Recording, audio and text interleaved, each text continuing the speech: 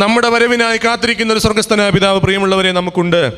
നാം ചെയ്യേണ്ടത് ഹൃദയം നുറുങ്ങി അവൻ്റെ സന്നിധിയിൽ ഒരു പ്രാർത്ഥന കഴിക്കണം. അപ്പാ, നിന്നോടും സ്വർഗത്തോടും ഞാൻ പാപം ചെയ്തു, നിന്റെ മകനെന്ന് നിന്റെ മകളെന്ന് വിളിക്കപ്പെടുവാനുള്ള യോഗ്യത എനിക്കില്ല.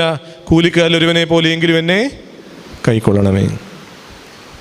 അപ്പനോട് നിരപ്പാകുവാൻ, ദൈവത്തോട് നിരപ്പാകുവാൻ തക്കവണ്ണം വിളിക്കപ്പെട്ട നാളുകളാണ് പ്രിയമുള്ളവരെ ഈ നോമ്പുകാലം. ഇല്ല, നിരപ്പിൻ്റെ ശുശ്രൂഷയിലൂടെയാണ് നാം ഈ നോമ്പിലേക്ക് പ്രവേശിച്ചതല്ലേ. ആദ്യം നമ്മെ വിശ്വാസത്തിൽ നയിച്ച പൂർവ്വപിതാക്കന്മാരായ വൈദിക ശ്രേഷ്ഠരോട്, മേൽപ്പട്ടക്കാരോട് നമ്മൾ അവരുടെ കല്ലറകളിൽ ധൂപം വെച്ച് അവരെ ഓർത്ത് പ്രാർത്ഥിച്ച് അവരുടെ നിരപ്പിൻ്റെ ശുശ്രൂഷ നടത്തി.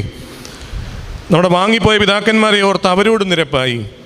നമ്മുടെ ജീവിച്ചിരിക്കുന്ന സഹോദരങ്ങളോട് ശുഭകോന ശുശ്രൂഷയിലൂടെ നിരപ്പായി നോമ്പിലേക്ക് നമ്മൾ പ്രവേശിച്ചു. ദൈവസന്നിധിയിൽ നിരപ്പാകുവാൻ തക്കവണ്ണം നൽകപ്പെട്ട വലിയ അവസരം. എന്നാൽ ദൈവത്തോട് നിരപ്പാകുമ്പോൾ